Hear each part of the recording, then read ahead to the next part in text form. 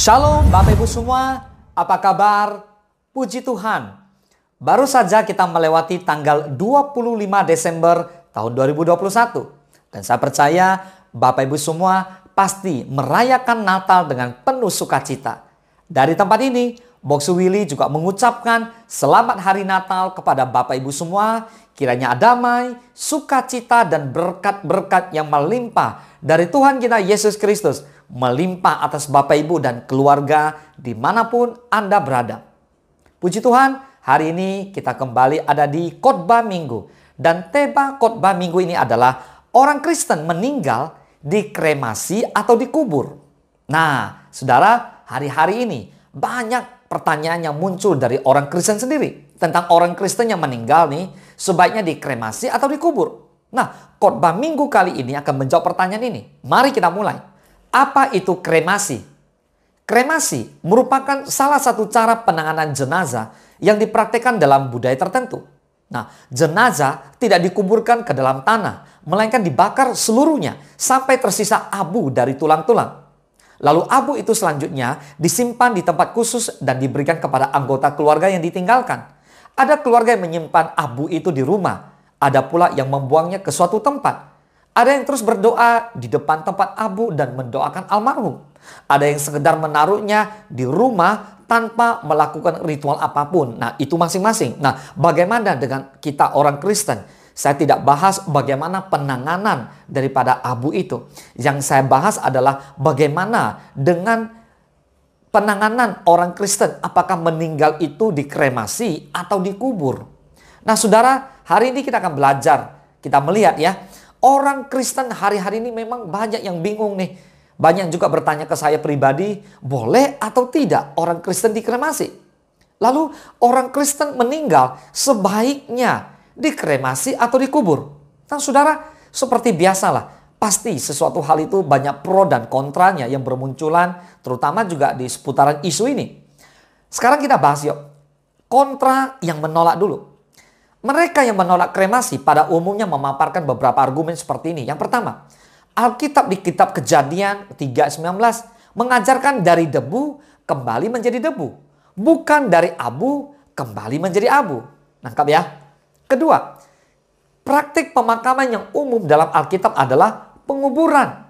Ketiga, kremasi menjadikan tubuh almarhum hancur sehingga terlihat kurang begitu baik dengan konsep kebangkitan tubuh di akhir zaman.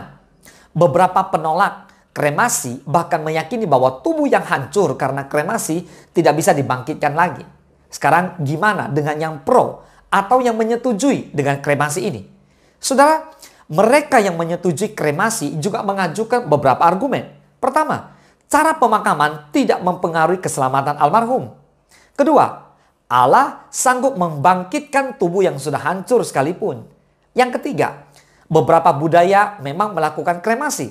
Akan jadi aneh apabila orang Kristen melakukan praktek pemakaman yang berbeda.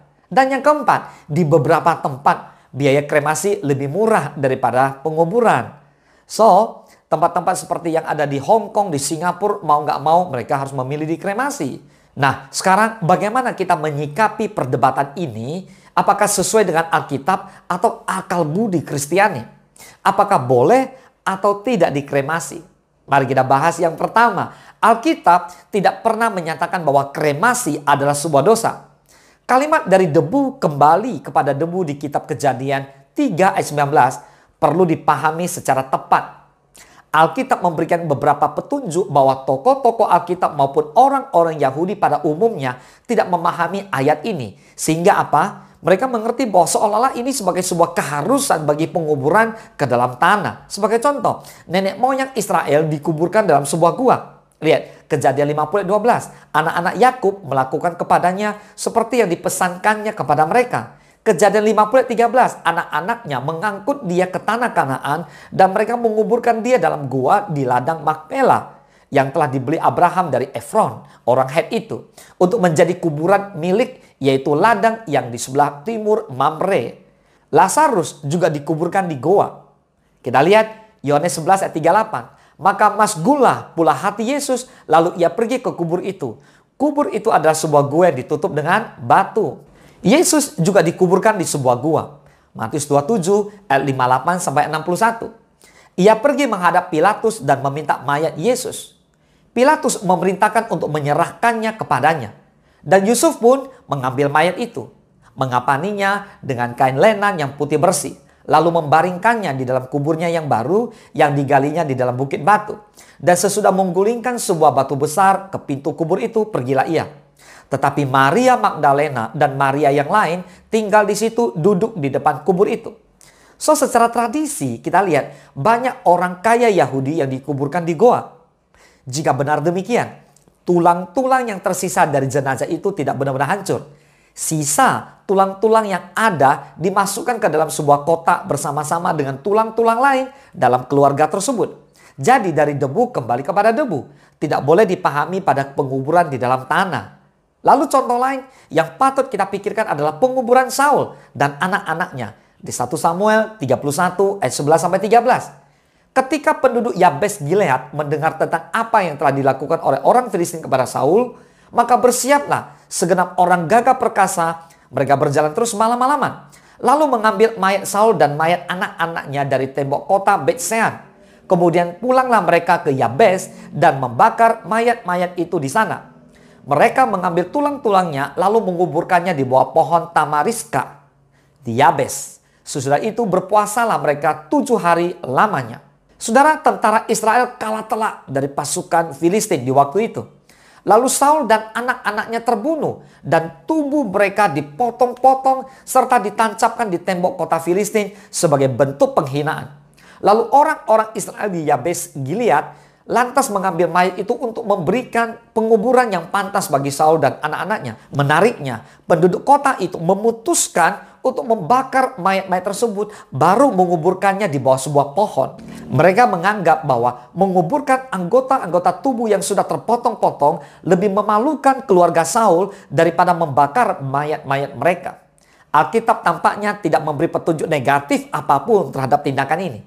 Oke, yang kedua, cara penguburan tidak akan menghalangi kebangkitan tubuh.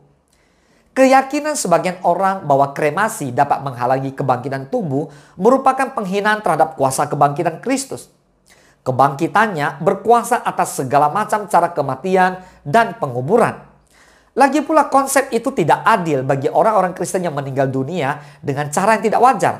Sejarah mencatat bahwa banyak orang Kristen di abad 1 sampai ke-3 yang dibakar hidup-hidup oleh para penganiaya mereka. Sebagian dari mereka dibakar hidup-hidup sebagai obor untuk menerangi stadion. Tidak sedikit lagi yang diadu dan dimakan dengan binatang-binatang buas. Tubuh mereka tidak tersisa sama sekali. Bagaimana pula dengan orang-orang Kristen yang mati dalam kecelakaan pesawat terbang atau kebakaran bangunan? Nah, semua penjelasan ini menunjukkan bahwa kremasi pada dirinya sendiri tidak melanggar prinsip Alkitab. Hal ini tentu saja tidak berarti bahwa kita boleh memilih cara apa saja dengan sembarangan. Nah, kita perlu mempertimbangkan beberapa hal sebelum mengambil keputusan. Berdoalah, minta hikmat dari Tuhan. Amin. Saya hanya akan menyinggung 2 hal penting. Bahasa simbolis Alkitab dan hati nurani orang lain. Dari sisi simbolisme yang muncul dalam Alkitab, pembakaran tubuh manusia atau mayat memang menyiratkan sesuatu yang sedikit lebih negatif. Orang-orang yang melakukan dosa besar dihukum dengan cara dibakar. Imamat 20:14, bila seorang laki-laki mengambil seorang perempuan dan ibunya, itu suatu perbuatan mesum. Ia dan kedua perempuan itu harus dibakar supaya jangan ada perbuatan mesum di tengah-tengah kamu. Contoh yang paling jelas adalah Akan. Yosua 7:25. Berkatalah Yosua, seperti engkau mencelakakan kami, maka Tuhan pun mencelakakan engkau pada hari ini. Lalu seluruh Israel melontari dia dengan batu. Semuanya itu dibakar dengan api dan dilempari dengan batu. Jadi kremasi terhadap jenazah Saul dan anak-anaknya tadi dibalut dengan nuansa negatif. Akibat ketidaktaatan Saul yang menyebabkan kekalahan Israel dan kematiannya. Gambaran tentang neraka yang dikaitkan dengan api semakin menguatkan ide simbolis bahwa pembakaran atas tubuh seseorang menyiratkan sebuah kesan yang cukup negatif. Walaupun semua data ini tidak menunjukkan bahwa kremasi keliru, tetapi kita tetap perlu mempertimbangkan kesan umum yang akan dimunculkan melalui kremasi. Di samping itu, Alkitab seringkali menggambarkan kematian sebagai tidur panjang.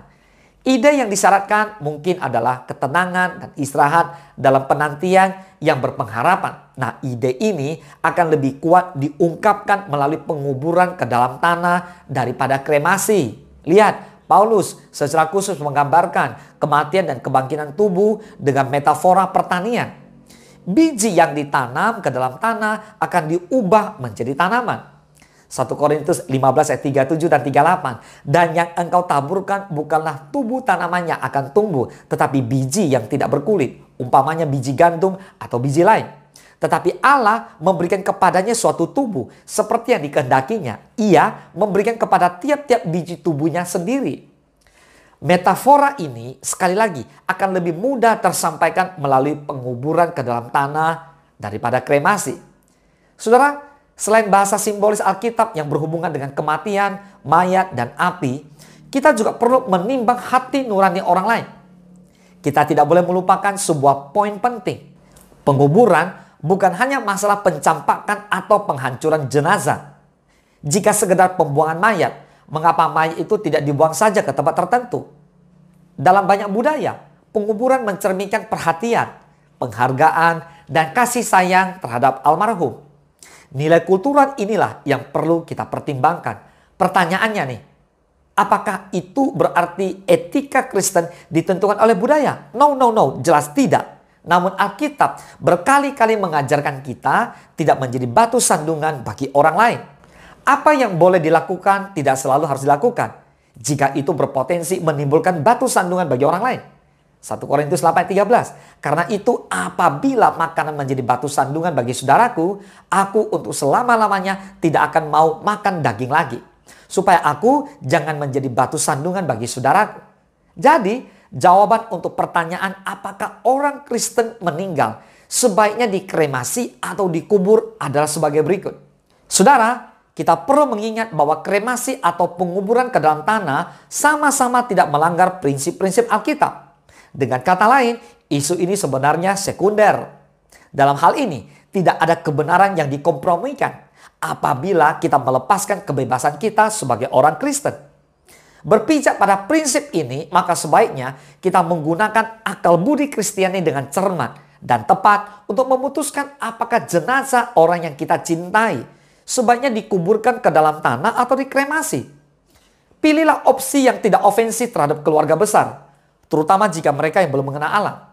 Pertimbangkan juga kemampuan keluarga dari sisi waktu, tenaga, dan dana.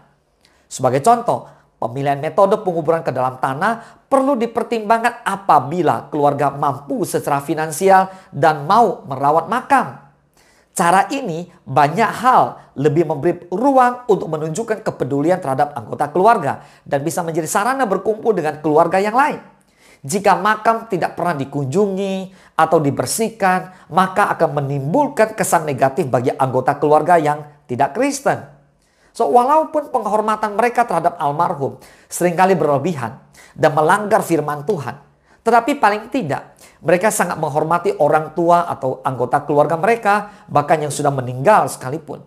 Nah, orang-orang Kristen tidak boleh menimbulkan kesan sebaliknya, tidak peduli dengan keluarga yang sudah meninggal dunia. Jadi kita sebagai orang Kristen, kita harus mengasihi Tuhan, tentu mengasihi sesama. Dan kita tunjukkan peduli kepada keluarga, di mana anggota keluarganya sudah meninggal, dan kita juga harus menjaga makam mereka dengan sebaik mungkin, kalau itu dimakamkan. Jadi saudara, sekalipun penguburan itu praktik yang umum, Alkitab tidak pernah memerintahkan penguburan sebagai satu-satunya metode yang diperbolehkan untuk memakamkan jenazah. Terus apakah kremasi merupakan sesuatu yang dapat dipertimbangkan oleh seorang Kristen? Sekali lagi, tidak ada larangan tertulis dari Alkitab untuk kremasi juga. Fakta mengatakan bahwa tubuh dikremasikan tidaklah menambah kesulitan bagi Allah untuk membangkitkannya. Lihat, tubuh-tubuh orang Kristen yang meninggal ribuan tahun yang lalu, sekarang ini juga sudah menjadi abu sama sekali. Hal ini tidak akan pernah menghalangi Allah untuk membangkitkan tubuh mereka. Kremasi sebenarnya tidak melakukan apapun kecuali mempercepat proses berubahnya tubuh menjadi debu. Allah mampu membangkitkan tubuh orang-orang yang dikremasikan dan orang-orang yang tidak dikremasikan. Soal penguburan atau kremasi termasuk dalam wilayah kebebasan bagi orang Kristen untuk diputuskan sendiri. Masing-masingnya ambil keputusan. Orang atau keluarga yang mempertimbangkan hal ini haruslah berdoa memohon hikmat kepada Tuhan untuk mengambil keputusan ini. Sehingga kehidupan kita tidak menjadi batu sandungan buat orang lain. Terlebih buat mereka yang belum mengenal Kristus. Jadilah berkat dimanapun kita berada. Dan kita menjadi saksi Kristus. Kiranya kesaksian kita bisa membawa banyak orang untuk datang kepada Tuhan kita, Yesus Kristus. Katakan amin. Mari kita bersatu dalam doa. Bapa di dalam surga, terima kasih Tuhan Yesus. Hari ini kami belajar apakah orang Kristen yang meninggal lebih baik dikremasi atau dikuburkan. Bapa berikan hikmat kepada setiap keluarga untuk boleh mengambil keputusan masing-masing dan kehidupan mereka tetap menjadi berkat buat banyak orang. Tuhan terima kasih. Pemberitaan firman Tuhan ini sungguh boleh memberkati kami semua. Mari Roh Kudus, Engkau terus berkarya dalam kehidupan kami, pelayanan kami, keluarga kami. Sehingga apapun yang kami lakukan boleh menjadi berkat bagi sesama. Terima kasih Bapa, berkati semua rekan-rekan yang terus mengikuti khotbah online, khotbah minggu ini. Terima kasih Bapa, terpujilah nama Tuhan. Hanya di dalam nama Tuhan Yesus Kristus kami berdoa dan kami mengucap syukur. Haleluya. Mari sama-sama kita katakan amin. Selamat hari Minggu. Tuhan Yesus memberkati. Engkau sediakan hidangan di hadapan lawanku. Engkau